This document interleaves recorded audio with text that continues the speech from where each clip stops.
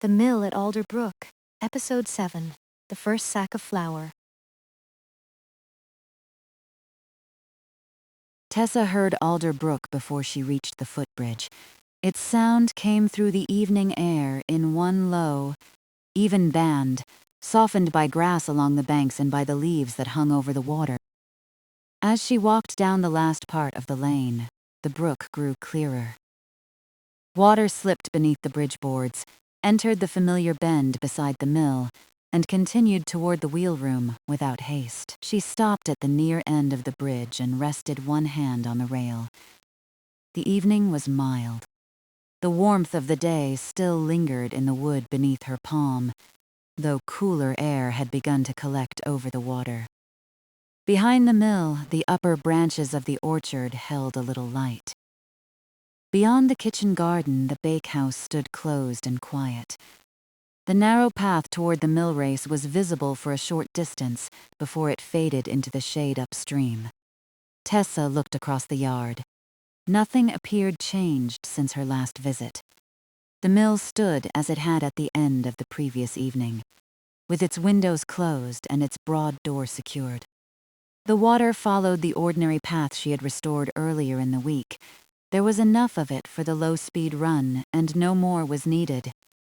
The full sack of grain was already inside, dry and ready. The clean bins waited on the main floor. Tonight, for the first time that week, the mill would carry a full sack through every stage. The thought felt substantial but not difficult. Each part had already been tested. The grain loft was clean. The storage places were in order. The wheel had been turned slowly without a load until its old mechanism settled into alignment. A small measure of flour had gone to the bakehouse and behaved as it should beneath Mina's hands. Tonight's work was not a leap into something unknown. It was the same sequence, allowed to continue longer. Tessa crossed the bridge. Her steps made 3 soft knocks on the boards and then returned to the firmer sound of the yard. Near the mill wall, the packed ground was dry. A faint coolness came from the brook and moved around her ankles. She stood for a moment beside the door, listening. The wheel was still. The water continued past the building with a smooth, quiet pressure. Somewhere inside, timber gave a small settling sound as the last warmth left it. Tessa took out the key, opened the lock and lifted the latch. The door moved inward with its usual weight. The main floor received the evening light in long, level strips. It lay across the boards, caught the rounded sides of canvas sacks, and reached the clean bins arranged near the weighing place. The room smelled of warm wood, grain, and the fine trace of flour that belonged to the mill even after a careful sweeping. Tessa left the door open and stepped inside. She did not light the lamps at once. There was enough daylight for her first round, and she liked to see the room as it had rested during the day. Nothing had been disturbed. The sack chosen for the milling run stood upright on its pallet. Its tied mouth remained folded neatly beneath the cord. The other grain sacks kept their places with open space between them for air and easy lifting. She pressed her palm against the chosen sack. The canvas felt rough and dry. Beneath it, the grain shifted with a faint, close whisper, then settled again. There was no dampness in the cloth, and no unusual warmth within. She checked the lower seam, ran her fingers along the stitching, and found it firm. The sack contained a full measure, but it did not need to be moved all at once. Tessa and Mina would divide the handling between them and let the grain enter the mill at the steady rate the mechanism preferred. Low and slow, Mina had called it during their earlier test. The words were plain and they suited the work. Tessa crossed to the bins. Their lids rested loosely on top, ready to be lifted away when the flour began to come through. She removed each lid in turn and looked inside. The interiors were clean and pale, their corners brushed free of old dust. Beside them lay the scale, a stack of labels, a pencil, and the small book in which she would record the weights. She touched the balance of the scale with one finger. The beam moved, hesitated, and returned to level. On the labels, she would write the same useful things she had planned before. The grain, the weight, and the evening of the milling. There was room for a brief note if one bin held flour from before or after an adjustment. Nothing needed to be remembered by guesswork. By morning, every filled bin would say plainly what it contained. Mina would take only a small sample. The rest would remain here overnight, covered and still. Tessa looked at the route between the mill and the bins. It was clear. No stool, tool, or empty sack stood where a foot might catch it. She shifted the pencil slightly away from the edge of the table, then went to open the nearest window. The latch lifted easily. Cooler air entered, bringing the smell of water and damp grass. It moved through the flour-dry room without raising the dust on the boards. Tessa climbed the stairs to the grain loft. The air grew warmer as she went. At the top, she paused and allowed her eyes to adjust. The loft held the soft brown color of old boards in evening shade. Empty storage spaces remained swept and orderly. The sacks that belonged there stood in their counted rows, each one known and marked. She walked the central aisle, checking the floor as she went. Earlier in the week, she had cleaned these boards and learned the loft's simple rhythm. Full sacks together, opened grain kept separate, empty canvas folded where it could be reached, and clear passages left between every group. That order remained. A little loose grain rested in the shallow tray where she had placed it, not scattered underfoot. The folded sacks lay flat, their corners aligned. At the far end of the loft, Tessa opened the small shutter.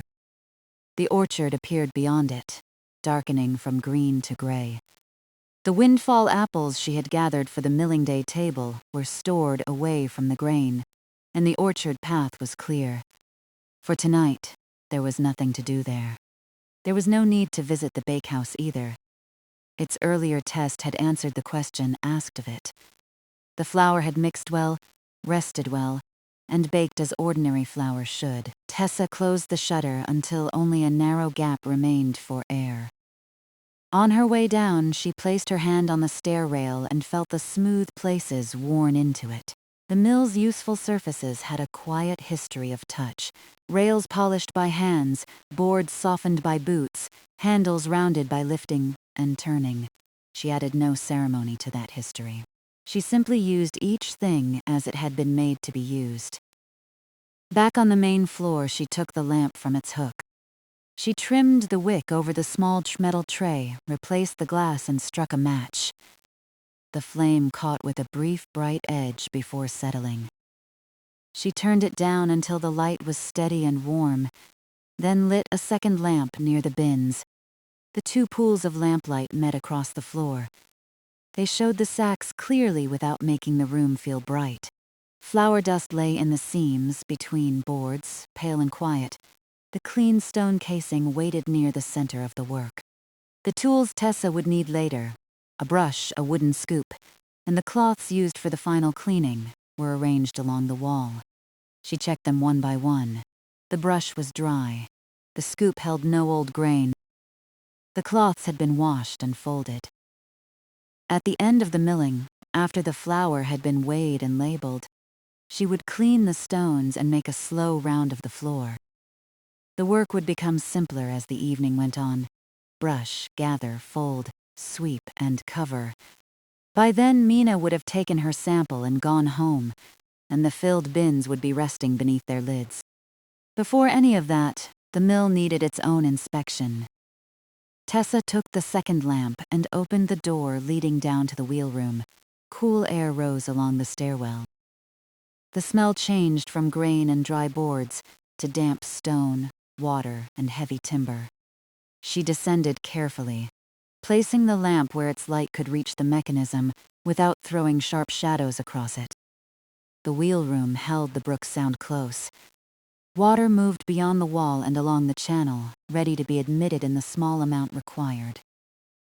The wheel itself stood motionless. Its paddles were dark near the lower edge, and the axle stretched into the old arrangement of gears and shafts that carried movement upward toward the stones. Tessa walked around it without touching anything at first. Every peg and joining place appeared as it had after the unloaded turning. The wood had not shifted. No tool had been left behind. The floor was clear, and the water had not risen where it should not. She crouched to look beneath the nearest support, then stood again. At one bearing, she placed the tips of 2 fingers against the timber. It was cool and still. During the run, she would listen there for an even movement. The mechanism would make its usual layered sound. Water pressing, wood turning, teeth meeting, and the steady work carried upward. She knew the distinction between those sounds and had no reason to expect anything else. The minor variation, if it came, would appear in the flour rather than as trouble in the wheelroom. A little more coarse or a little more fine was common when a full flow of grain replaced a test measure. One ordinary adjustment at the stones would bring the texture back. Tessa had already set out the scoop she would use to compare it. Mina would feel a pinch between finger and thumb, and they would agree without fuss. Tessa lifted the lamp and climbed back to the main floor. The open door now framed a darker yard. Evening had gathered beneath the orchard trees, though a narrow band of light remained above them. The brook seemed louder only because the birds had grown quiet. She set the lamp down and went to the kitchen corner. There she filled the kettle and placed it on the small iron stove. She did not light the stove yet. Tea could wait until Mina arrived. The kettle was ready, the cups were clean, and there would be a natural pause while the first grain settled into its pace. Tessa returned to the sack and loosened the outer turn of cord. She did not open it. She merely made sure the knot would give when they were ready. The cord slid beneath her fingers and stopped. She folded its loose end neatly against the canvas. From the lane came the measured sound of footsteps. Tessa looked through the open doorway. Mina crossed the footbridge, carrying a small covered jar for her sample. She wore her work apron folded over one arm. The last light touched the bridge rail beside her and then faded as she entered the yard. Mina reached the door and glanced from the waiting sack to the clean bins. "Everything settled?" she asked. Mina stepped inside and placed the jar on the table. She unfolded her apron, tied it, and looked once around the room, taking in the lamps, the clear floor, and the tools by the wall. Tessa closed the mill door until it rested just short of the latch, leaving a narrow opening for the cool air. Then she moved the first bin a hand's width nearer the weighing place. Mina took the opposite side, and together they set it square. The room was ready now. The full sack remained closed but easy to open. The scale stood level. The labels waited beside the pencil. Below them, the wheel was still, and water followed its ordinary path beside the mill. Tessa rested her hand on the grain sack. Mina stood beside her. There was time for the entire run, time for one simple adjustment if it was needed, and time for the flour to be weighed, covered, and left safely overnight. Neither of them hurried. They turned toward the waiting mill and began the familiar opening steps. Tessa untied the sack while Mina lifted the wooden cover from the grain hopper. The cord came free in 2 slow pulls. Tessa folded it and set it on the table rather than letting it fall among their feet. Then she opened the canvas mouth and looked at the grain inside. In the lamplight, the upper kernels were warm, brown, dry, and loosely settled. She dipped in the wooden scoop, lifted a small measure, and let it run back through her fingers. The grain made a light patter against the rest. Mina held the sack steady while Tessa folded the canvas edge outward. They had already agreed not to lift the full weight higher than necessary. The grain would move by scoop into a smaller carrying measure, and from there into the hopper. It was slower than tipping the sack, but the pace suited the mill and left them both free to watch the first part of the run. Tessa filled the carrying measure halfway. "That'll do to begin," she said. Mina nodded. Together they moved it across the clear boards. Tessa took one handle and Mina the other. The grain shifted between them with each step, whispering against the wood. At the hopper, they raised the measure only as far as they needed and poured in the first portion. The kernels slid down in a broad, dry stream. A few remained in the corners. Mina brushed them loose with her fingertips, and Tessa set the empty measure beside the sack. Nothing moved yet. The hopper held the grain above the stones, ready for the feed to be opened. Below the floor, the wheel waited in the cool wheel room. The water passed alongside it, making the same low sound that had filled the mill since Tessa opened the door. She took one lamp from the table. "I'll start the water. I'll watch here." Tessa descended the stairs. The wheel room seemed darker now that evening, had fully settled outside. Lamplight touched the damp stone wall, the edge of the axle, and the nearest teeth of the old gearing. Tessa placed the lamp on its shelf and crossed to the water control. She wrapped both hands around the smooth handle. The wood was cool. She eased it toward her by the small amount she had used during the unloaded test. Water changed its course with a soft gathering rush. It reached the lower paddles and pressed against them. For a moment the wheel held its place. Then it moved. The first turn was slow enough for Tessa to follow with her eyes. Wet paddles rose out of the channel and carried drops upward before releasing them onto the stone floor. The axle began to turn. A wooden tooth met the next part of the gearing, then another and another. The sounds entered separately and soon arranged themselves into a steady pattern. Water pressed. Timber answered. The old mechanism took the movement upward. Tessa watched through several turns. The wheel did not hurry. Its pace was a little slower than a walking step, firm enough to continue and gentle enough that no part struck or shuddered. She placed her fingertips against the bearing she had checked earlier. A mild vibration passed through the timber. It was regular and low. Above her, Mina's footsteps crossed the main floor. There was no call and no sudden movement. Tessa listened for another full round of the wheel, then climbed the stairs. The sound changed as she rose. In the wheel room, each meeting of wood and water had been distinct. On the main floor, the same work came through the boards as a broad, quiet turning. The stone casing held a light hum. The grain in the hopper remained still because Mina had not yet opened the feed. Tessa set the lamp down. Mina stood beside the hopper, with one hand near the small wooden gate. "Even?" she asked. "Even?" Tessa went to the flour outlet and placed the first shallow tray beneath it. The clean bins would be used after the flour had shown them its settled texture. The tray could catch the opening handfuls, which sometimes carried the last traces loosened from an empty passage, even after careful brushing. She looked across at Mina. Mina eased the feed gate open. A narrow thread of grain began to descend. At first, only a few kernels entered the stones. Their faint clicking was audible between the larger sounds of the mechanism. Then the stream steadied and the separate clicks disappeared into a soft, continuous rustle. The mill's tone deepened. It was not loud. The stones did not grind with a harsh edge, and the floor did not shake. The working sound filled the room in layers.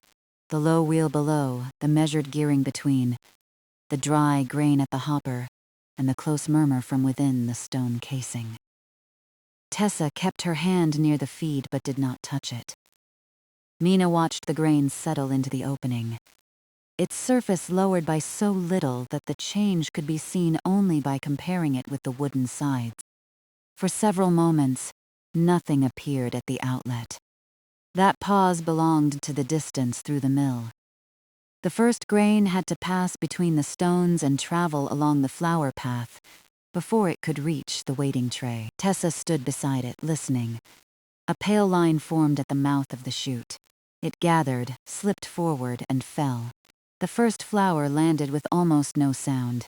A second soft fall followed it. Then the line became continuous, laying a narrow ridge across the tray.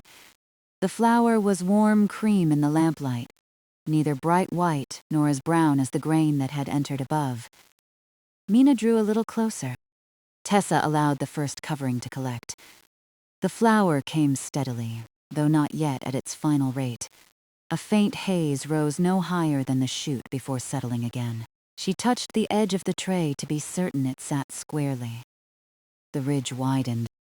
Each new layer softened the shape beneath it until the surface looked smooth from a distance, marked only by a shallow fold where the stream landed. "There it is," Mina said. Tessa smiled. "There it is." They did not speak again for a while. Mina watched the hopper. Tessa watched the outlet. Between them, the mill carried the grain through stages they had already tested, but the longer run gave each stage time to find its ordinary rhythm. The feed settled first. A small hollow formed above the opening, with kernels slipping down its sides at an even rate. Mina nudged the grain once with the short wooden paddle, not forcing it downward, only leveling the surface so it would continue to fall freely. At the outlet, the stream of flour broadened by the width of a finger. Tessa waited until the first tray held enough for inspection. Then she closed its cover lightly and replaced it with a second shallow tray. The change took only a moment. Mina reduced the feed slightly while Tessa made it, then returned it to the same narrow opening. The mill's sound remained unchanged. Tessa carried the first tray to the work table. She did not intend to weigh or label this opening flour with the main run. It was clean, but it belonged to the start, when the empty passages had first filled. She marked a small paper with the words "opening round" and placed it beside the tray. Mina came over while the second tray continued to receive flour. Tessa took a pinch from the center of the first ridge. The flour felt warm from the stones. Most of it was soft, though a few grains remained distinct beneath her fingertips. She rubbed it once between finger and thumb, then brushed it back into the tray. Mina tested a pinch in the same way. "Coarser than the bakehouse measure," Mina said. "A little, not much." "No." They looked toward the outlet. The flour there fell without interruption. Nothing in the sound of the stones suggested strain. A full flow of grain was simply passing differently from the small test measure, as Tessa had expected it might. She took the wooden scoop and collected a little from the second tray. This flour had traveled after the passage was fully occupied. She spread it thinly across the scoop's flat bottom. Under the lamp, the texture was easy to see. Fine flour filled the spaces between slightly larger particles. It was even in color and clean, but the larger pieces appeared more often than they had in the bakehouse sample. Mina touched the edge of the scoop. The bread would still take it. It would. "But we can bring it closer," Tessa nodded. "After it's run a little longer." There was no need to adjust the stones on the first handful. The grain had only just begun moving steadily. They would let the mill complete this first round at its present setting, compare once more, and make the ordinary small change if the texture remained coarse. Tessa returned to the outlet. The second tray was not yet half full. She set the scoop beside it and watched the flour fall. Mina went back to the hopper and added another half measure of grain. The kernels poured against the wooden sides, briefly louder than the turning mill, then settled into the same dry whisper. Tessa crossed to the stove and lit the prepared fire beneath the kettle. The flame took slowly. She adjusted it, closed the stove door, and returned without waiting for the water to warm. Tea belonged to the next pause. For now, the work continued evenly enough that neither woman needed to leave her place for long. The first portion of the sack had begun to slacken its upper sides. Mina filled the carrying measure again. This time, Tessa kept watch at the hopper, while Mina brought it across. They poured together, and the grain rose to its former level. No kernel spilled. When they set the measure down, the wheel had completed many turns below them, each one much like the last. Tessa rested her palm on the stone casing. The wood around it carried a mild warmth and an even vibration. She listened near the side, not for a hidden problem, but for the familiar contact of the stones. The note remained smooth. The small difference in flower texture required only a finer setting, not a change in speed or water. She checked the second tray again. The stream had found its full rate now. Flour accumulated more quickly but still gently, folding over itself and settling without scattering beyond the tray. Tessa drew the flat scoop through the middle and lifted another sample. She and Mina compared it beside the first. The two samples were nearly alike. The later one was slightly more regular, now that the feed had settled, but it remained coarser than the flour they wanted to leave in the labeled bins. "That's the measure then," Mina said. Tessa agreed. She closed the feed gate until only a few kernels passed, then shut it fully. The flour continued to emerge for a short time, as the grain already between the stones completed its path. The stream narrowed to a ribbon, then to separate soft falls. Below, the wheel kept turning. With the feed closed, the sound from the stones grew lighter. Tessa covered the second tray and marked it first round. She placed it beside the opening tray, keeping both separate from the empty bins. Nothing would be mixed until they had made the adjustment and checked the next flour. The labels made the distinction plain, and the two trays held only a small part of the sack. Mina looked into the hopper. Enough grain remained there for the next stage, resting safely above the closed gate. Tessa went to the stone setting. The adjustment required no dismantling and no force.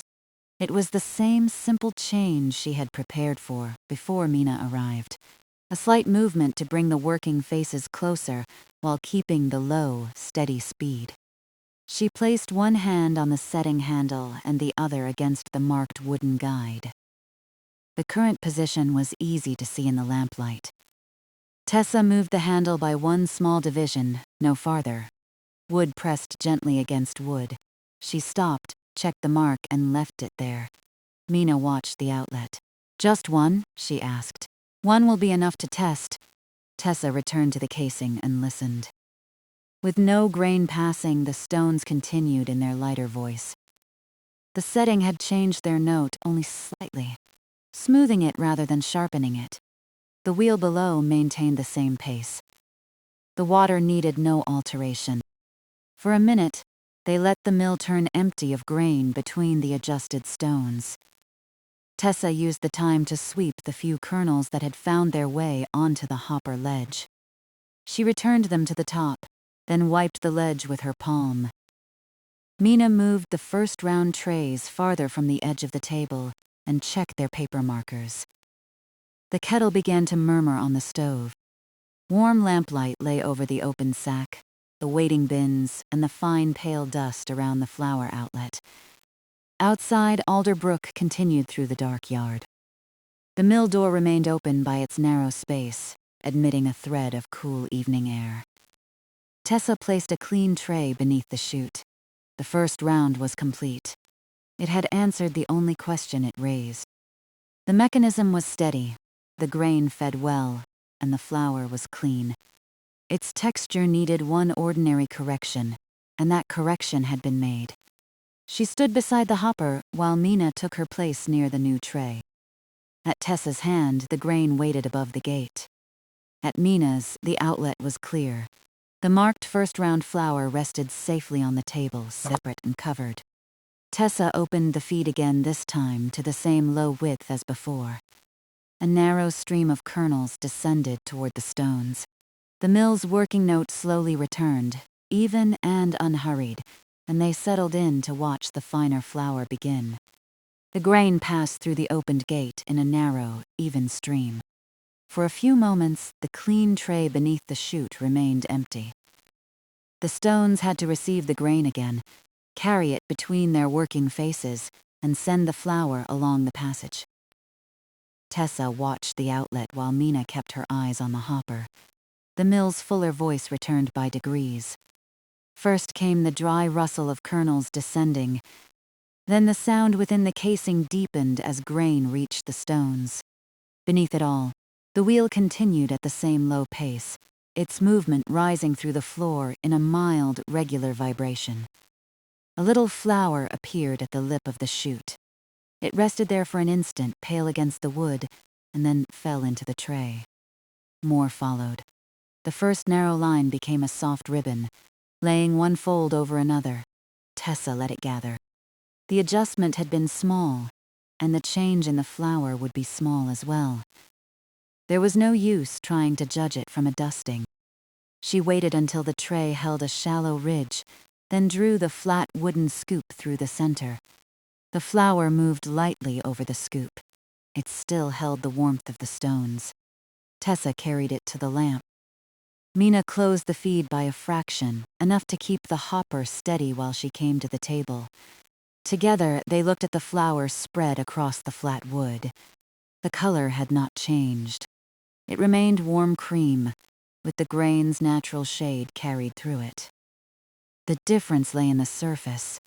The larger particles that had shown clearly in the first round were fewer now. Fine flour filled the scoop more evenly without becoming so fine that it packed against itself. Tessa pressed one finger into it. The flour yielded and kept the shallow line of her touch. She lifted a pinch and rubbed it between her thumb and forefinger. It felt softer than the first round flour. There was still a little grain to it, enough to give the flour body, but the rougher edge was gone. Mina tested it after her. She rubbed the pinch once, then opened her fingers and looked at the pale trace left on them. "That's closer," she said. Tessa nodded. "It is." They compared it with the sample from the first round. Tessa drew a small amount from beneath the cover and placed it at the other end of the scoop. Side by side, the difference was plain without being large. The first flower showed more separate flecks. The adjusted flower lay in a smoother, more even bed. Mina touched each sample in turn. "The second will take water more evenly, and rest more evenly. It's the one." Tessa looked toward the mill. Its sound had not changed while they made the comparison. The wheel turned below, the stones worked without strain, and the narrow stream from the chute continued to fall into the tray. "One division was enough," she said. Mina brushed the flour from her fingers into the adjusted sample. No need to ask it for more. There was the small discovery of the evening then, and it was an ordinary one. The mill preferred the stones one mark closer when a full, steady feed replaced the bakehouse measure. The difference could be written down in a line. It required no further trial and no second adjustment. Tessa took the pencil and opened the small book. The page waited beside the scale, its paper held flat by the weight of the lamp base. She wrote the date, the grain, and the words "full feed," setting one division finer than test measure.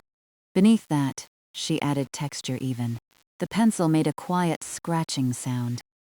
When she finished, she laid it across the open page. Now nothing about the adjustment depended on memory. Mina returned to the hopper. She opened the feed to the low width they had used before, watching until the hollow in the grain settled into a steady shape. Tessa carried the scoop back to the chute and took one more sample from the falling flour. It matched the first adjusted sample. She waited a little longer and checked again. The flour remained even. The working note of the stones held steady, neither rising nor dulling. The full sack had found the setting it needed. Tessa covered the comparison scoop and moved it beside the marked first-round trays. Then she drew the first clean bin under the outlet. The bin was broad enough to receive the flour without crowding the chute. Mina helped her set it square, each taking one side and lowering it gently onto the boards. Tessa removed the empty tray only when the bin was ready beneath it. A few final grains of flour slid from the tray's edge into the center of the bin. The continuing stream followed. It landed on the bare bottom at first, making a sound softer than sand and lighter than rain. A pale mound began to form. Its peak rose directly beneath the chute, then loosened and spread at the sides. Tessa watched until she was certain no flour touched the rim. "That can run," she said. Mina glanced from the hopper to the bin. "I'll bring the next measure." They crossed to the open sack. Its upper half had softened as grain was removed. The canvas no longer stood so firmly around the mouth, and Tessa folded the sides inward to keep them clear. Mina held the carrying measure, while Tessa filled it with the wooden scoop.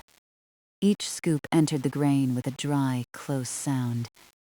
Tessa lifted without heaping it, tipped the grain into the smaller measure, and returned for another. The kernels settled into the wood, shifting around one another until the measure was half full. They carried it together. The route between sack and hopper remained clear. Their steps fell into the turning rhythm of the mill, though neither woman tried to match it exactly. At the hopper, they lifted, tipped, and watched the fresh grain join what remained. Mina brushed the corners of the measure clean.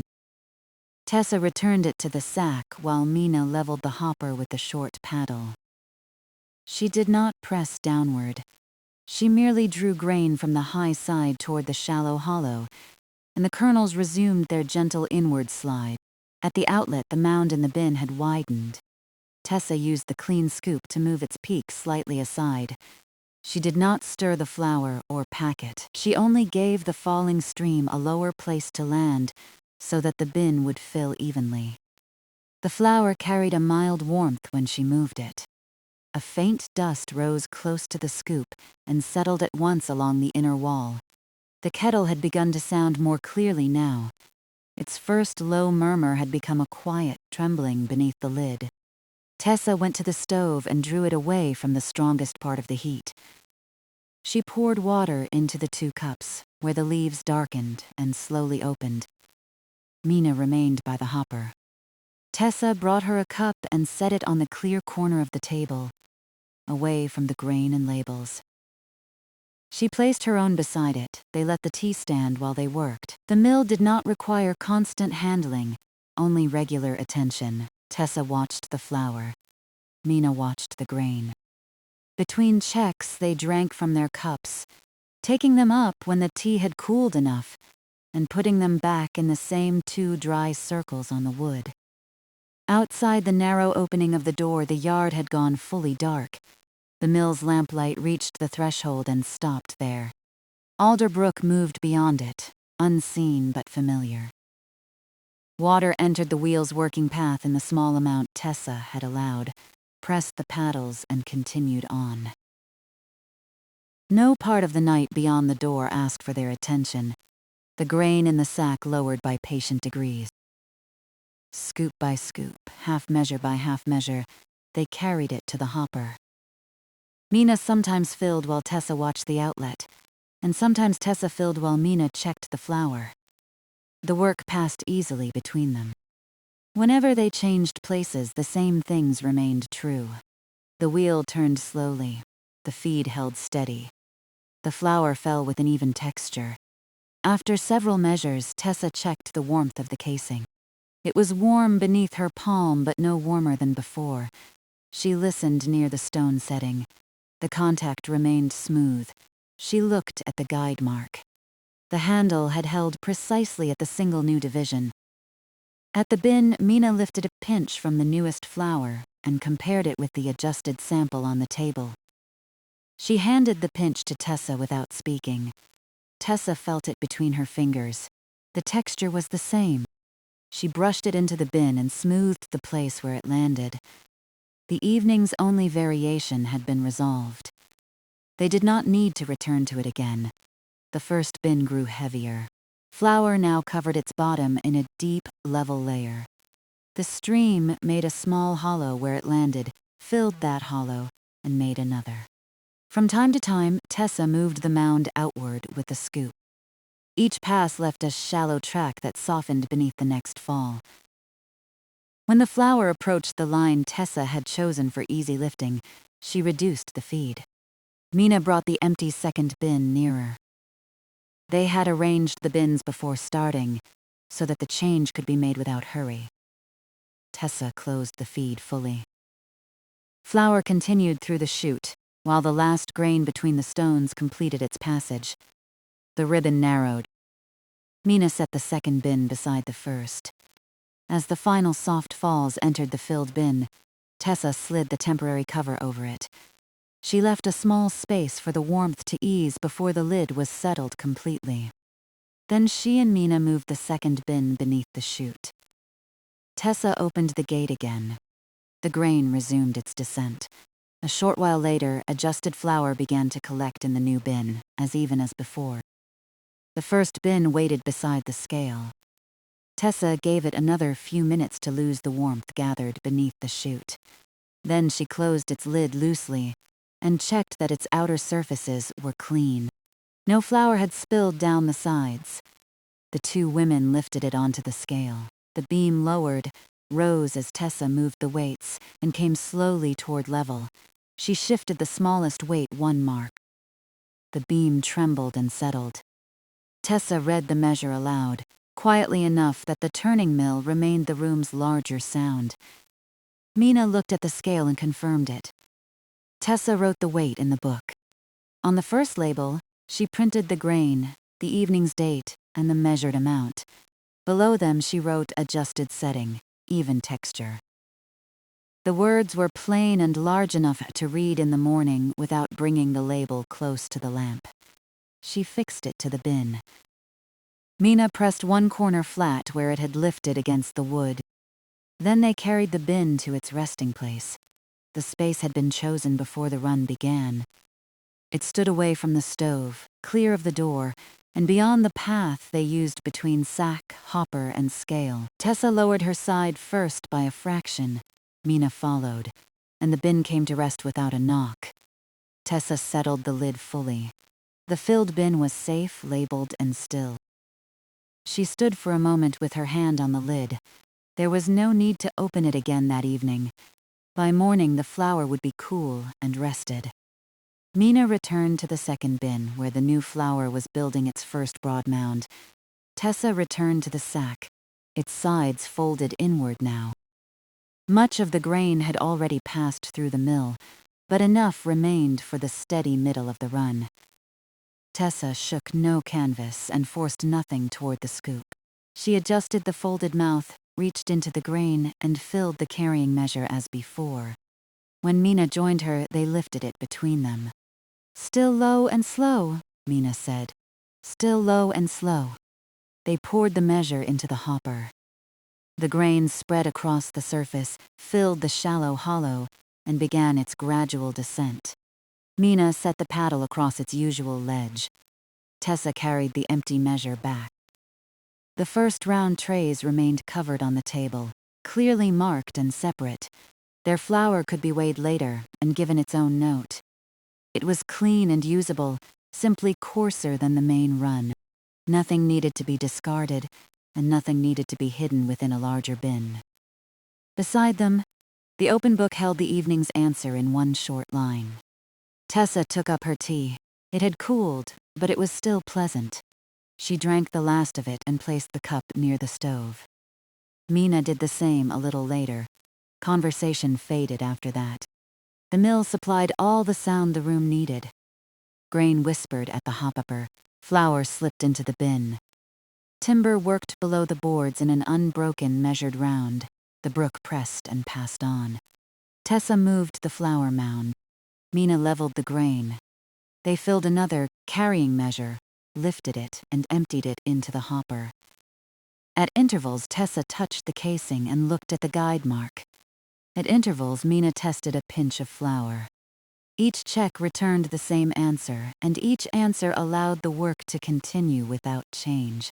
The second bin slowly filled. The full sack slowly lightened. Across the room, the first labeled bin rested with its lid closed. The pencil lay on the open book, ready for the next weight. Clean labels waited in a small stack. Mina's covered sample jar remained empty for now. There would be plenty of time to fill it after the run had settled farther along. For the present, the discovery was complete and recorded. One small movement at the stones had brought the flour where they wanted it. The mill had accepted the correction and continued in its quiet way. Tessa drew the scoop through the growing mound in the second bin, leaving an open place beneath the falling stream. Then she stepped back. the flour descended evenly. The grain above it was plentiful. The wheel below kept its low, familiar pace. With the first bin finished and resting, Tessa and Mina continued into the long middle of the sack. The long middle of the sack passed in small, repeated movements. Tessa stood beside the second bin and watched the flour settle beneath the chute. The stream had found a steady width. It fell onto the mound, loosened the shallow hollow at its center, and spread softly toward the sides. She drew the wooden scoop through the flour. One slow pass moved the mound away from the falling stream. A second pass leveled the higher edge. She lifted no more than the scoop could carry easily and pressed nothing down. The flour remained loose, warm, and light. Across the room, Mina filled the carrying measure. The open sack no longer held enough grain to support its own shape. Its canvas sides had folded inward, making broad creases from the mouth to the palate. Mina held one fold aside with her forearm, while she moved grain into the measure with the other scoop. Tessa waited until the flour in the bin had room to gather again. Then she crossed the boards and took the second handle of the measure. They lifted together. The weight was familiar now. Grain shifted between them as they walked, making the same dry whisper it had made at the beginning of the run. At the hopper, Mina raised her side first, Tessa followed, and the grain poured out in an even sheet. The hopper filled above its shallow hollow. For a moment, the kernels rested level. Then those nearest the feed began to slip inward, drawing the surface gently after them. Mina brushed the corners of the measure clean. Tessa carried it back to the sack while Mina watched the feed. Neither woman needed to speak about what came next. Each part of the work had been repeated often enough to lead naturally into the part that followed. Fill the measure, carry it across, pour into the hopper, level the grain, make room in the bin. The mill joined the actions into one quiet round. Beneath the floor, the wheel turned at the same low speed.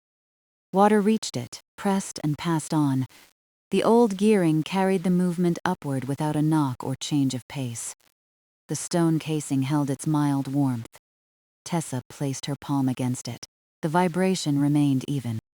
She looked at the setting handle and saw that it still rested at the single finer division. Nothing had loosened. Nothing asked to be changed. She went back to the flour. The second bin had filled past its middle. Its growing weight kept it steady on the boards. Tessa moved the mound again, drawing flour toward the far corners and leaving a lower place beneath the chute. A little pale dust touched the inner rim. She brushed it inward with 2 fingers. Mina came from the hopper and took a pinch from the newest flour. She felt it once between finger and thumb, then held out her hand to Tessa. Tessa tested it in the same way. The flour was soft, with the small amount of grain they had chosen to keep. It matched the adjusted sample on the table and the flour resting in the first labeled bin. Tessa returned the pinch to the mound. Mina wiped her fingertips over the bin so that the last pale trace fell inside. The check was complete. They did not need another for a while. The work grew gentler as the sack grew lighter. At first, the scoop had entered deep grain and come away full. Now it followed the sloping canvas toward the bottom. Tessa drew one side of the sack upright, while Mina gathered the grain that had settled along its seam. The canvas crackled softly as they moved it. They did not shake the sack. Mina guided the grain with the flat side of the scoop, bringing it toward the center without scraping hard against the cloth. Tessa held the mouth open and kept the folds from falling inward. When the carrying measure was half full, they stopped. There was no need to make each load identical. The hopper held enough grain to maintain the feed while they worked, and the smaller amount was easier to lift from the low sack. They carried it to the hopper and emptied it. The flour continued to fall. The broad mound in the second bin rose slowly. Tessa watched its height against the inner wall. When it reached the same easy lifting line as the first bin, she placed the scoop on the table. I'll close the feed, she said. Mina moved, the next empty bin nearer. Tessa eased the gate shut. The hollow in the grain stopped moving. Within the casing, the mill continued to work through what had already entered. Flour still came from the chute, first at its settled width, and then more narrowly. Tessa waited beside the second bin. The ribbon became a soft thread. The thread separated into small falls. When only a dusting remained at the lip of the chute, she slid the temporary cover over the bin, leaving the same narrow space she had left on the first. Mina brought the next bin square beneath the outlet. They checked its position together. It stood clear of the rim, with the center directly below the chute. Tessa reopened the feed. The grain resumed its quiet descent. The mill's working note deepened again, and after the familiar pause, a pale line appeared at the chute. Flour began to collect in the third bin. Tessa and Mina lifted the second bin onto the scale. The beam lowered under its weight. Tessa moved the larger weight, then the smaller one. The beam rose, trembled, and settled near level. She moved the smallest weight one mark and waited. The beam became still. Tessa read the amount. Mina checked it. The weight stood close to that of the first bin, differing only by the small amount expected when a bin was filled by sight rather than measure. Tessa entered it in the book. She wrote the same grain and evening on the next label. Beneath them, she noted the adjusted setting and even texture. The words matched the first label because the flour matched the first bin. Mina held the bin steady while Tessa fixed the label. They carried it to the resting place and lowered it beside the first. A clear hand's width remained between them. Tessa settled the lid fully, then ran her fingers around its edge to make certain it sat flat. 2 filled bins now rested away from the working path. Their labels faced outward. Their lids were closed. Nothing more would be added to them that night. Tessa returned to the third bin. Only a thin covering of flour lay across its bottom. The fresh stream made a pale ridge down the center. She moved the ridge slightly aside, then looked toward the sack. Mina was already there. The remaining grain lay in a shallow bed along the bottom. With the sack's sides folded outward, they could see nearly all of it. There was enough for several smaller measures, but the full weight of the evening had passed through their hands. Tessa crouched beside the pallet. She loosened one lower fold in the canvas. A line of grain rolled toward the center and stopped. Mina gathered it with the scoop. The sound was lighter now. Instead of the close, deep whisper of a full sack, there was the faint brushing of kernels against cloth. Each scoop made the canvas beneath it easier to see. Tessa found the folded cord on the table and placed it beside the sack, ready for later. The empty canvas would be brushed, folded, and returned to the loft with the others.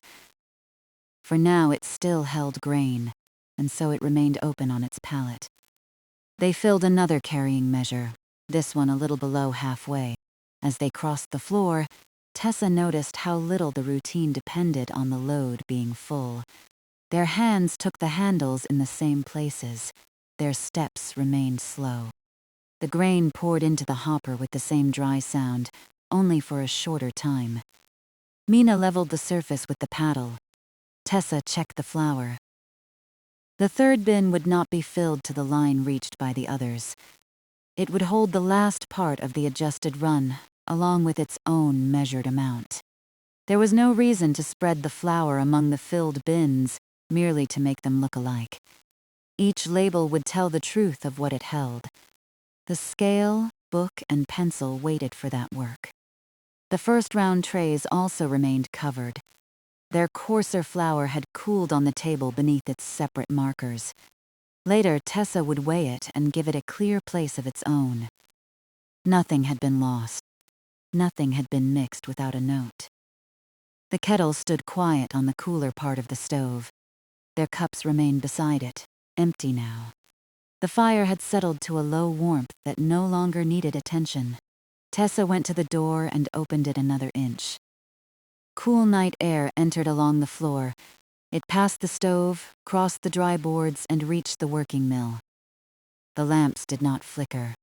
Outside, the brook continued with the same low sound, and the dark yard remained still. She returned to the sack. Mina had gathered the grain from one corner. Tessa lifted the opposite edge of the canvas just enough to let the remaining kernels slide away from the seam. They moved with a close patter. Mina drew them into the scoop, then emptied them into the carrying measure. Another scoop followed, then a smaller one. The bottom of the sack appeared between scattered kernels. Tessa ran her fingertips gently along the inner seam. No grain was caught beneath it. She turned the canvas edge once, and a few final kernels rolled into Mina's waiting scoop. "That's the last of the corner," Mina said. Tessa looked over the sack.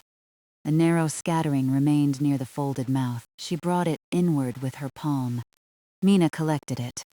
They did not call the sack empty too soon. They checked each fold, each corner, and the firm line of the lower seam.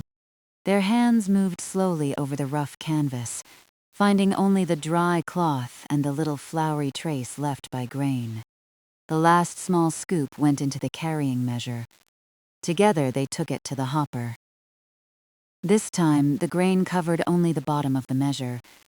When they tipped it, the kernels slid out in a brief stream and joined the grain already descending toward the feed. Mina brushed the measure with her fingertips. Tessa looked inside the open sack once more. It was empty. She lifted it from the pallet and held it upright. The canvas hung lightly from her hands. No weight pulled at its seams. She folded the mouth over once and laid the sack flat where it would remain clear of their feet until the mill had stopped. The pallet beneath it was clean except for 3 loose kernels. Tessa picked them up and carried them to the hopper. She placed them on the surface with rest. The full sack had now entered the mill. Not all of it had reached the bins yet. Grain still waited in the hopper. Flour still traveled through the passage, and the wheel continued to turn. But the lifting and carrying were finished. Mina returned the empty measure beside the wall. The room felt more open without the standing sack. The route they had crossed so many times now held only lamplight, and the soft marks of their steps in the flour dust. Tessa took the brush and swept the pallet. There was almost nothing to gather. One husk lay near the back edge, and a faint line of dust followed the grain sack's lower seam. She brushed both into the small opening round tray, where they would be sorted before the flour was put away. Then she returned the brush to the wall. The third bin continued to fill. Its mound remained lower than those in the earlier bins, but it widened in the same way. Tessa drew the scoop through it, making room beneath the chute. Mina watched the hopper, where the grain's surface had begun to descend more visibly. With no sack to refill it, the hopper changed by slow degrees. Its broad surface became a shallow slope. The slope drew inward. Wood appeared along the upper sides, first as a narrow band and then as a wider one. Mina used the paddle only once. She drew a small ridge of grain toward the hollow and set the paddle back on its ledge. The feed needed no pressure. The kernels continued to find the opening under their own weight. Tessa placed her hand on the casing. The warmth remained mild. The finer setting held. The stones worked with the same smooth note they had carried since the adjustment. She listened for several turns. Below, the wheel answered each turn with the familiar sequence of water and timber. The run had become no louder as it continued. If anything, the repetition had softened its presence in the room. It was a working sound now, steady enough to rest the attention upon. Mina filled her sample jar from the adjusted flour. She used the small wooden scoop and took only enough to cover the bottom of the jar in a useful layer. She did not press it down. When the sample lay level, she replaced the cover. Tessa wrote the grain and evening on a small label. Mina fixed it to the jar and set the jar beside her folded apron, away from the bins. It was a modest sample, enough for the bakehouse to feel and mix if Mina wished, and no more. The rest stays here, Mina said. Covered overnight. Mina looked toward the 2 filled bins. That'll let it settle. Tessa nodded. Their conversation ended there. The final grain in the hopper lowered toward the feed. Mina stood beside it, watching the wooden bottom appear. Tessa remained at the outlet. The stream of flour narrowed, though the gate had not moved. It became a smaller ribbon as fewer kernels reached the stones. Tessa made no attempt to keep the earlier rate. The last of the grain could pass at its own natural pace. A few kernels rolled down the hopper's slope. They disappeared through the opening. The working note within the casing lightened. Flour continued to fall, but more softly now, making a low ridge in the 3rd bin. Mina waited until the hopper was clear. She looked along its sides and into each corner. Nothing remained except a little grain dust on the wood. Through, she said. Tessa closed the feed gate. They allowed the stones to carry the last flour along the passage.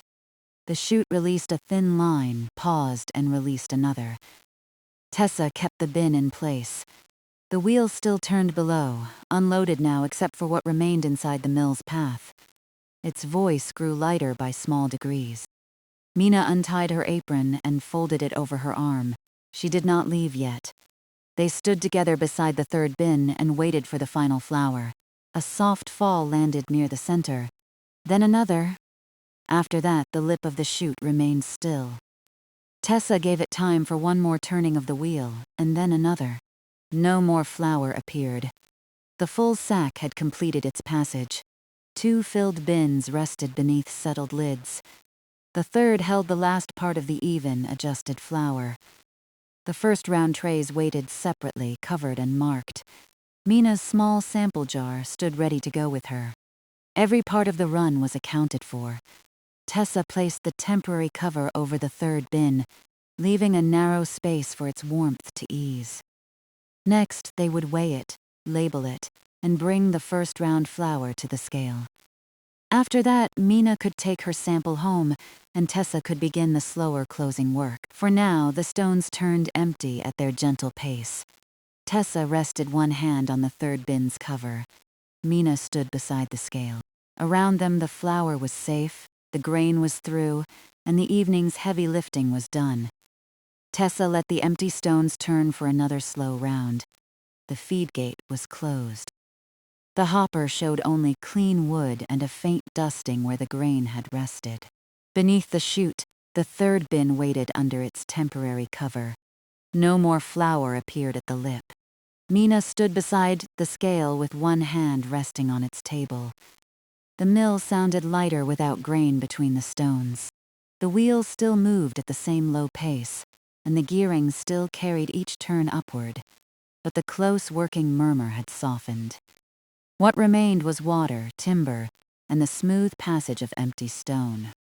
Tessa lifted the cover from the 3rd bin. A mild warmth rose from the flour. She drew the scoop once across the surface, leveling the last narrow ridge without packing it. The flour settled loosely behind the wood. She looked toward Mina. Ready for the scale? Mina moved to the other side. They lifted the bin together. It was lighter than the first 2, as they had expected. They carried it the short distance to the scale and lowered it onto the platform. The beam dipped. Tessa moved the larger weight, then brought the smaller one along its marked line. The beam rose slowly. She shifted the smallest weight one place and waited while the balance trembled. It came to level. Mina read the amount from her side. Tessa checked it and entered the weight in the open book. The scratching of the pencil was nearly lost beneath the turning of the wheel. On the 3rd label, she wrote the grain and the evening's date. Beneath them, she added the same note as before: adjusted setting, even texture. There was no need to call the bin the last of the run. Its smaller weight already said that plainly in the book. The useful facts were there, and the flour inside matched the 2 larger bins. Tessa fixed the label to the wood. Mina pressed the lower edge flat. Then they carried the bin to the resting place and set it beside the others, leaving the same clear space between them. 3 labels faced the room, 3 lids sat level. Tessa ran her fingertips around the 3rd lid and felt it settle evenly against the rim. The warmth inside could ease through the wood without the flour being disturbed. By morning, all 3 bins would be cool. The main adjusted run was finished and put away. Only the first round flour remained on the table. Tessa brought the opening tray nearer the scale. Its cover had kept the flour clean while they worked. When she lifted it, the coarser flour lay in the same soft ridges it had formed near the beginning of the evening. Mina uncovered the tray marked first round. That flour had cooled as well. Under the lamp, its slightly larger particles were still visible, though the difference seemed modest now that it lay quiet on the table. It had never been poor flour. It simply belonged to the setting used before the single adjustment. Tessa placed the opening tray on the scale first. It held only a small amount. She balanced it, read the measure, and wrote it beneath the main weights in the book. Then Mina lifted it away and set the first round tray in its place. The beam lowered farther this time. Tessa moved the weights again. Mina watched the balance settle and confirmed the amount when it became still. Tessa added that figure to the page. She drew one short line beneath the 2 entries and wrote coarser opening flour, clean, kept separate. The words resolved its place in the evening's work. It would not be mixed into the 3 bins, and it would not be discarded. It could be used where a little more texture was welcome. No further decision was needed tonight. From beneath the work table, Tessa took out a smaller clean container. It had a fitted lid and enough room for both first-round portions. She set it between the trays. Mina held the opening tray while Tessa guided the flour with the wooden scoop. The first portion slipped into the container in 2 quiet falls. Tessa drew the scoop gently along the corners of the tray. She did not scrape. A pale trace remained on the wood, too fine to gather without brushing, and that could wait for the closing round. They emptied the first round tray next. Its flour made a broader mound over the opening portion. Because both trays belonged to the same coarser setting and were recorded together, they could rest in one container. Tessa leveled the surface with a single pass. She wrote a label matching the note in the book. Coarser opening flour, clean, separate. Below that, she added the combined weight. Mina fixed the label to the smaller container while Tessa replaced the lid.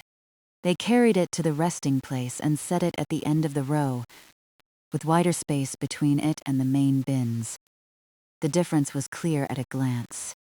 3 larger bins held the adjusted flour. 1 smaller container held the coarser opening flour. All 4 were weighed, labeled, covered, and recorded. Tessa closed the book. The pencil remained inside at the finished page, held loosely near the binding. She moved the book away from the flour trays and placed it beside the labels. In the morning, the entries would be ready without anything needing to be reconstructed. Mina looked over the resting row. That accounts for all of it. It does.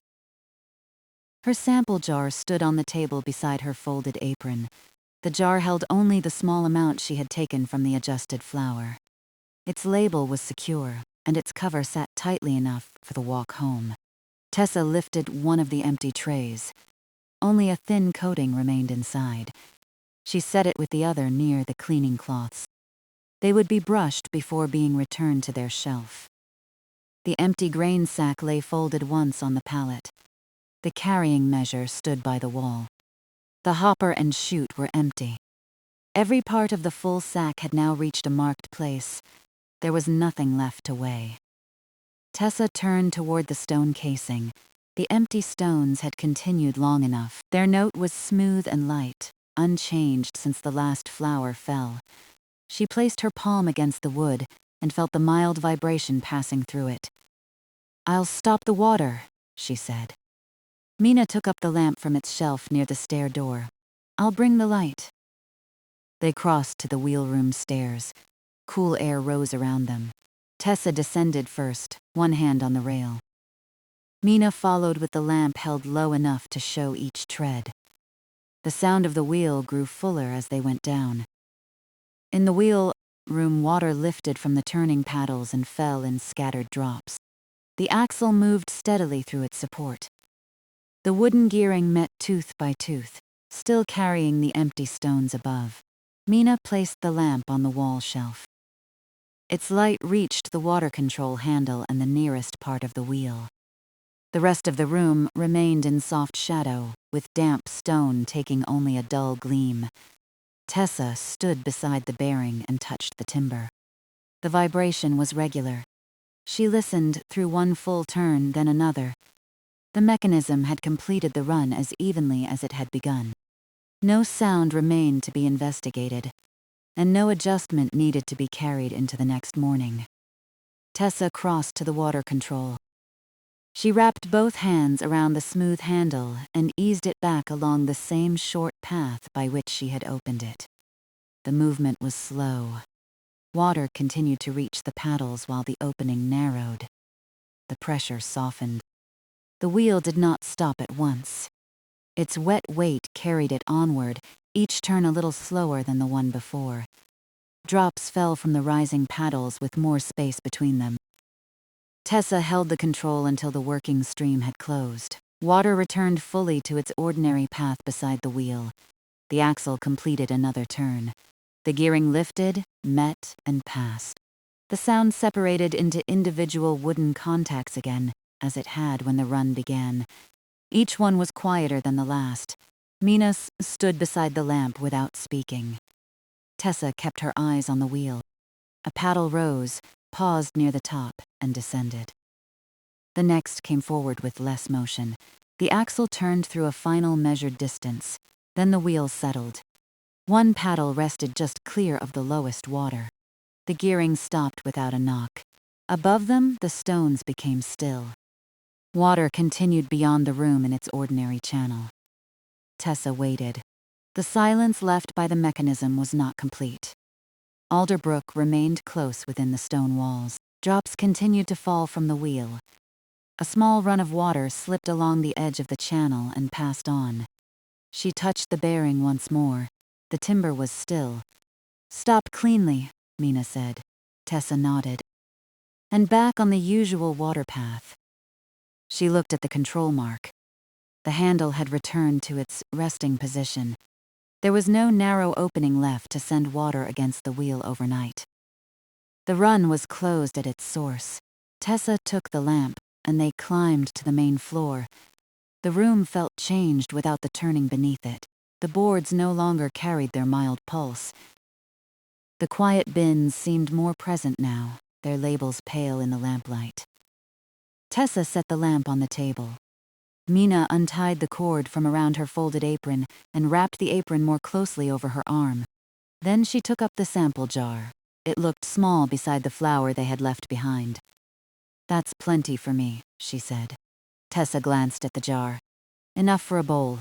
Enough to see how it rests."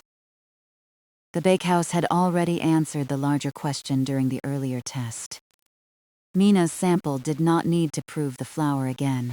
It was simply a useful portion from the first full sack, taken while the main run remained covered at the mill. Tessa moved Mina's empty cup beside her own. "I'll finish the stones and floor."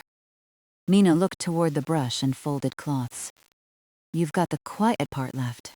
"I have. There was no offer to stay and no need for one." The lifting, carrying, checking, and weighing were complete. The remaining work belonged naturally to one person moving in a settled order. Mina took one last look at the labels. "Morning, then. Morning." Tessa opened the mill door. Cool air moved into the room. Beyond the threshold, the yard lay under a clear, dark sky. The footbridge was visible in the lamplight that reached from the doorway, and the brook passed beneath it with its low, even sound. Mina crossed the yard. Her steps reached the bridge boards and made 3 softened knocks. She carried the covered jar close against her apron. At the far side, she turned enough to lift one hand. Tessa lifted hers in return. Then Mina followed the lane beyond the reach of the mill's light. Her footsteps faded without hurry. Nothing went with her except the small labeled sample. Tessa remained at the doorway for a moment. The bakehouse stood quiet beyond the kitchen garden. The orchard was only a darker shape behind it. The narrow upstream path needed no visit. Water had already returned to its usual course, and the wheel rested safely below. She closed the door until only the familiar narrow opening remained. Inside, the mill held the warm scents of flour, canvas, tea, and old wood. The working heat had begun to ease from the stone casing. The 3 main bins stood undisturbed in their row. The smaller container rested apart, plainly marked. Tessa crossed to the pallet.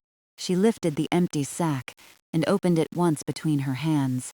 The canvas hung loose and light. She brushed the inside seams with her palm, found no trapped grain, and folded it lengthwise. The first fold brought the sides together. The second made a neat square. She placed it beside the empty carrying measure, ready to be returned to the grain loft after the dust had settled. Next, she lifted the pallet and looked beneath it. The boards were clear. She lowered it again and set the 3 loose kernels she had found earlier in mind, only as something already finished. They had gone into the hopper with the rest. Nothing remained under the sack's former place. Tessa went to the stove. The fire had fallen to a small red center. She moved the kettle away, opened the stove door briefly, and arranged the remaining warmth so it could fade safely. Then she closed the door and wiped the table beneath the cups with a dry cloth. The cups could wait until the flour work was clean. She returned to the stone casing. Now that the wheel was still, the mill offered a different kind of attention. There was no need to watch the hopper, outlet, and bins together. She could follow one surface at a time. The stone setting remained at the single finer division. Tessa looked at the mark and then at the note closed inside the book. She would leave the setting where the full feed had worked evenly. The next run could begin from a known place. At the chute, a light coat of flour clung to the lower edge. She held an empty tray beneath it and took up the small dry brush. One stroke loosened the flour from the lip. Another cleared the corner. The dust fell into the tray in a pale line. Tessa worked without tapping the wood. She brushed the upper edge, then the lower one. She drew the bristles along the short passage she could reach, gathering what had rested there after the final fall. Nothing was blocked. Nothing was hidden. It was only the ordinary flour left by an ordinary run. When the chute was clean, Tessa set the tray aside. She laid the brush on the table and opened the stone casing as far as the closing work required. The stones were still warm, but no longer working hot. A fine dust rested along the accessible wooden rim. Tessa folded a clean cloth over her fingers. She began at the nearest point and followed the circle. The cloth moved over warm wood. Flour gathered along its fold. When one section was complete, she turned the cloth to a clean side and continued. Around the rim, along the ledge, across the quiet outlet, back to the starting place. There was no grain left to move and no texture left to judge. The adjustment had been made, tested, and recorded. The bins needed only time. The wheel needed only rest. Tessa paused beside the cleaning tools. The next part of the evening had become smaller still. Brush the reachable stone surfaces, clear the trays, sweep the flour dust from the floor, fold the cloths, and make one final round through the quiet rooms. She looked once toward the covered bins. Their labels remained straight. Their lids remained settled. The full sack of grain had found its return path through water, timber, and stone, and now rested as flour in clean, known places. Tessa turned the cloth to a fresh fold. With the mill stopped and Mina safely on the lane home, she began the slow closing round. Tessa followed the circle of the stone casing with the folded cloth. The wood was still warm beneath her hand, though the greater warmth of the milling had begun to leave it. Flour gathered on the cloth in a pale line. She moved slowly enough to keep the dust close to the surface, turning the fold whenever it became coated. Around the rim, along the inner ledge, past the quiet opening where the flower had traveled, then back toward the place where she had begun. Without the wheel turning below, each small movement could be heard. The cloth made a dry whisper over the wood. The casing gave a faint sound when Tessa shifted her weight against it. Beyond the mill wall, Alder Brook continued along its ordinary path, steady and low. She reached the first cleaned section and stopped. The whole circle had been wiped. No flower remained in the corners she could reach. The stones themselves rested in their settled position, one division finer than the earlier test setting. That mark had given them the even flour now covered in the 3 bins, and Tessa left it exactly where it was. She folded the used part of the cloth inward. A fresh side remained for the next surface. The hopper came first. Tessa climbed the short step beside it and looked down into the clean wooden slope. A light trace of grain dust lay where the final kernels had passed. It was not enough to gather with a scoop, but it showed softly in the lamplight. She used the dry brush.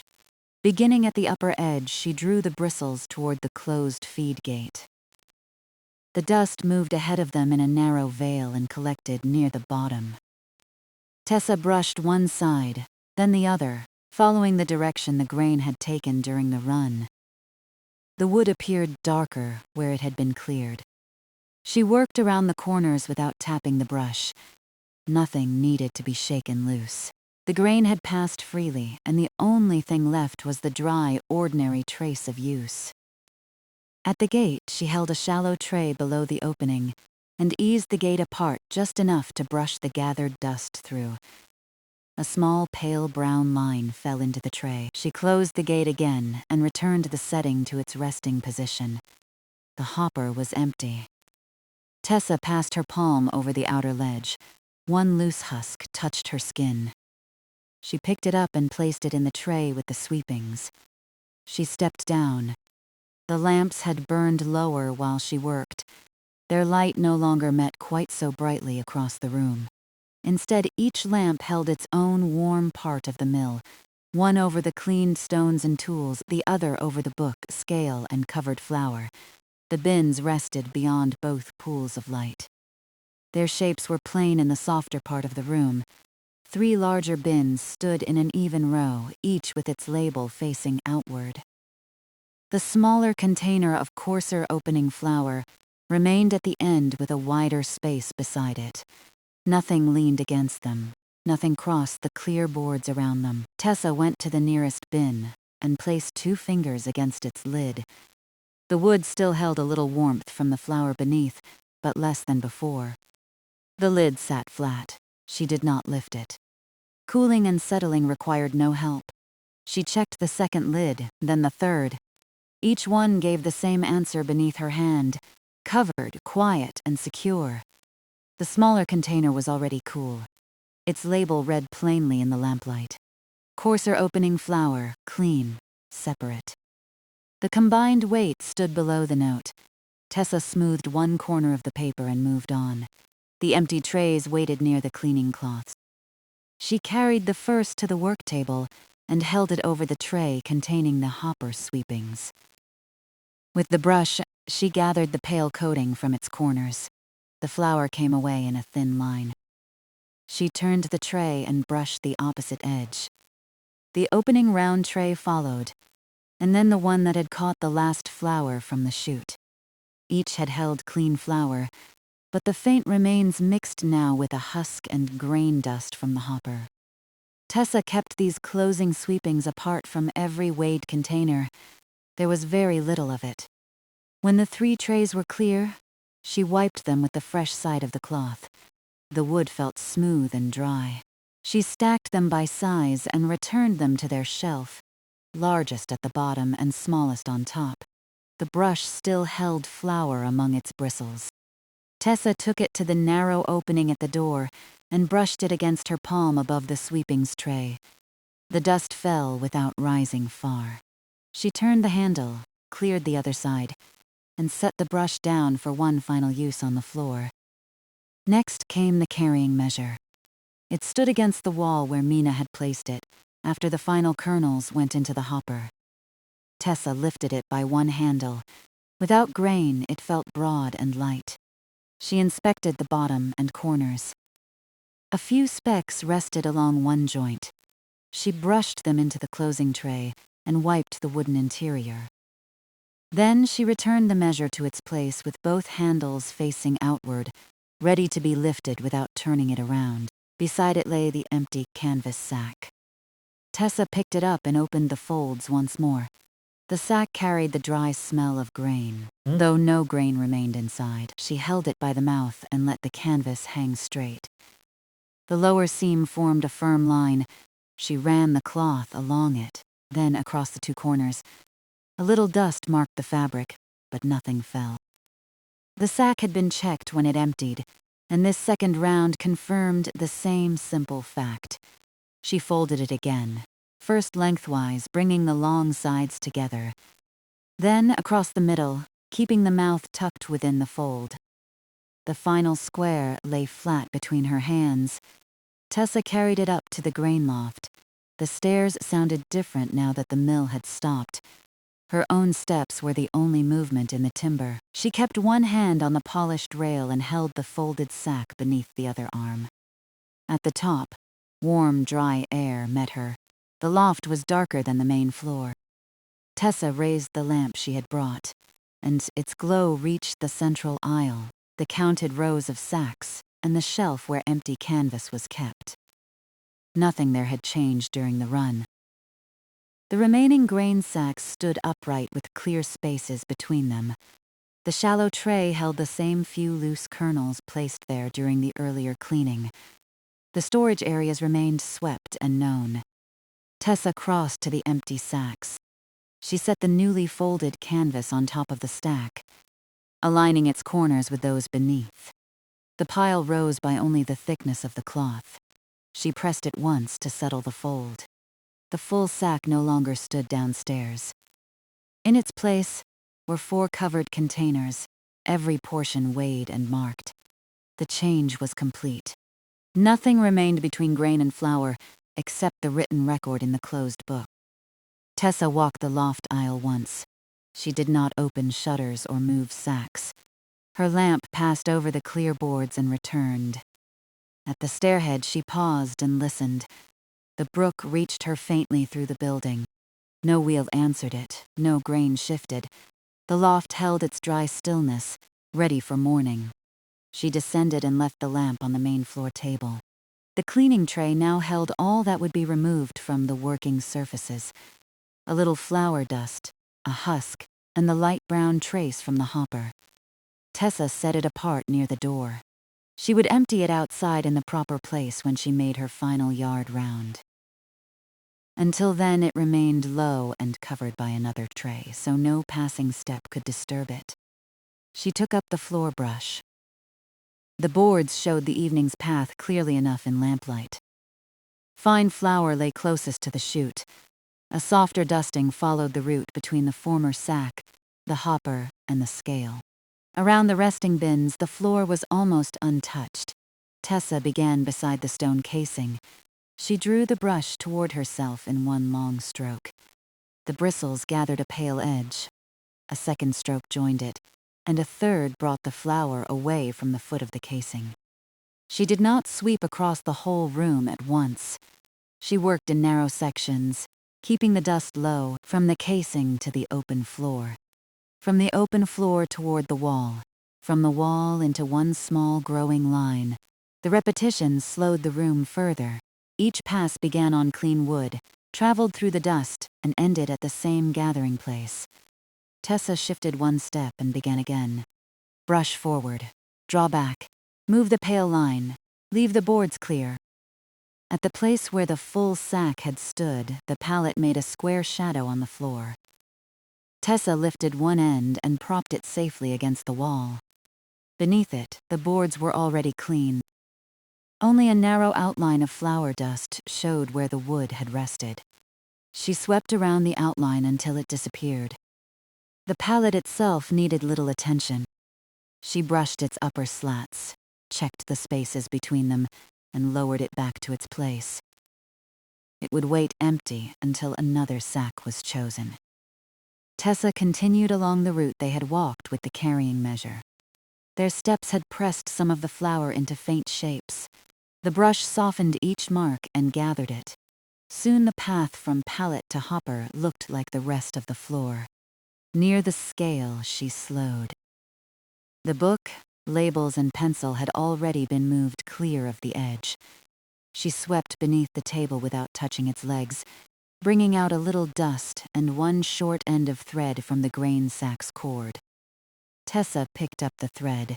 She wound it around her finger and placed it beside the folded cord, which would be kept for another ordinary use. Then she swept the last dust from under the scale. The beam remained level above her. Its weights were returned to their resting marks. No flour lay on the platform. The evening's measures were finished, and the scale had nothing left to hold. Tessa reached the row of bins. Here she changed the direction of her sweeping. Rather than draw dust toward the containers, she turned the brush and moved it away from them. The clear hand's width between each bin remained undisturbed.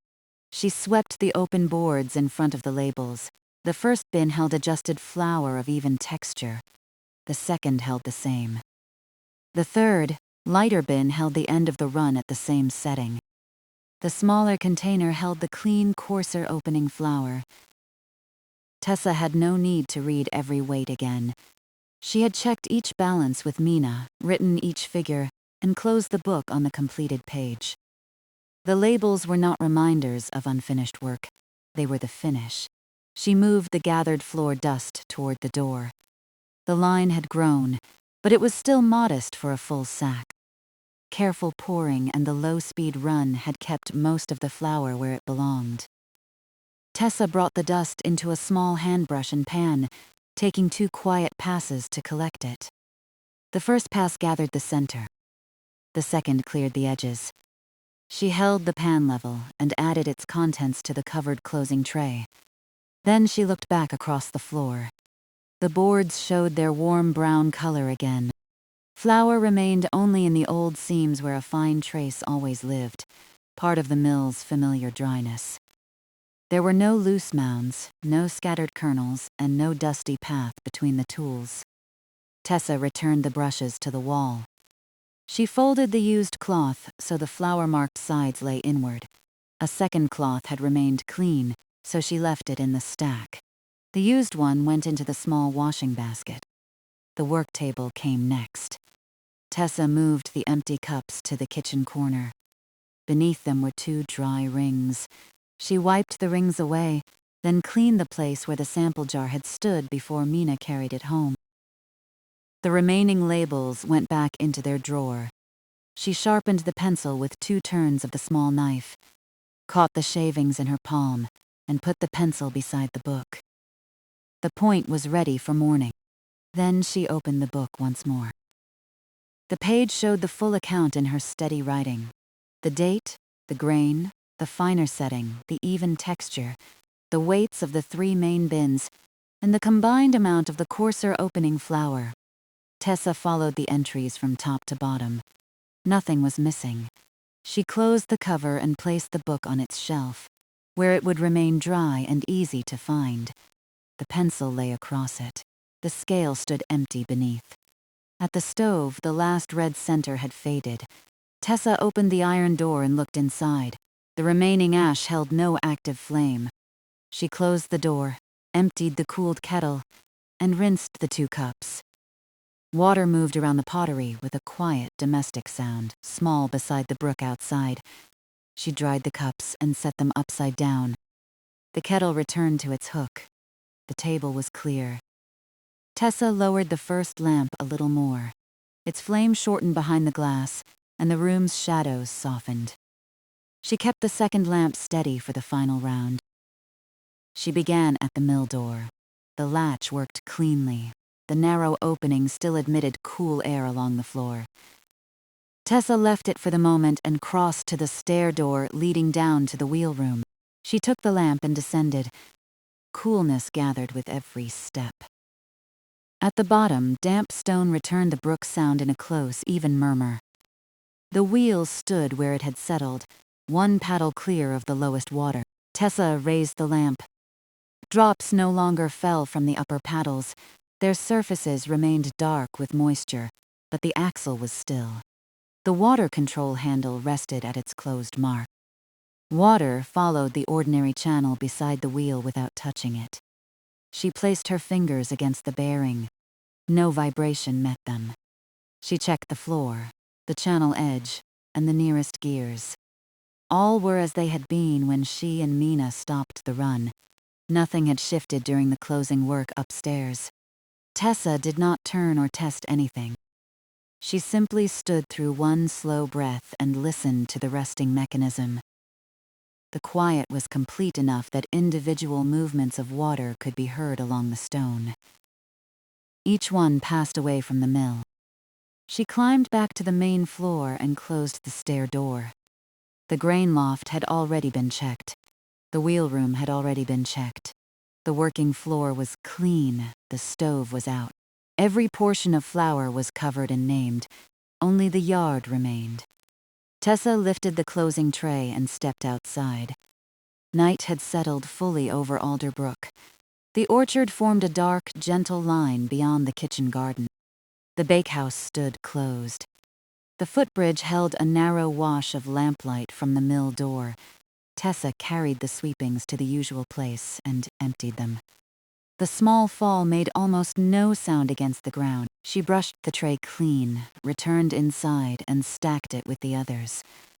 Then she drew the door nearly closed. Before setting the latch, she looked once more across the room. The bin stood safe and still. The book rested on its shelf. The stones and wheel were quiet. Tessa turned down the second lamp and extinguished the first. One warm light remained, enough to carry her through the last moments without brightening the settled room. She closed the window and secured its latch. The cool night air already inside lingered among the scents of flour, canvas, old timber, and the faint remains of tea. At the resting row, she laid her palm lightly on the first lid. It was nearly cool now. She moved her hand to the second and then the third. Their remaining warmth was mild and even. By morning, it would be gone, and the flour beneath would have rested undisturbed through the night. Tessa left the lids closed. She took the final lamp, stepped through the doorway, and pulled the heavy door behind her. The latch settled into place. The key turned without resistance. In the yard, Alder Brook continued beneath the footbridge and past the resting wheel room. Tessa stood for a moment with the locked mill at her back. There was nothing left to carry, and nothing left to decide. The first full sack had passed through the mill. Its one small variation had been corrected, recorded, and set apart where needed. Mina had gone home with only her labeled sample. The main flour remained inside, weighed and covered for morning. Tessa crossed the footbridge. Her steps made 3 soft knocks on the boards. Beneath them, water moved through the dark with the same patient sound it had made when she arrived. Behind her, the mill held the night quietly. The flour rested in its clean bins. The wheel rested beside the ordinary water path. The swept boards, folded canvas, still stones, and closed ledger waited together without requiring another hand. Morning could come to a mill already in order.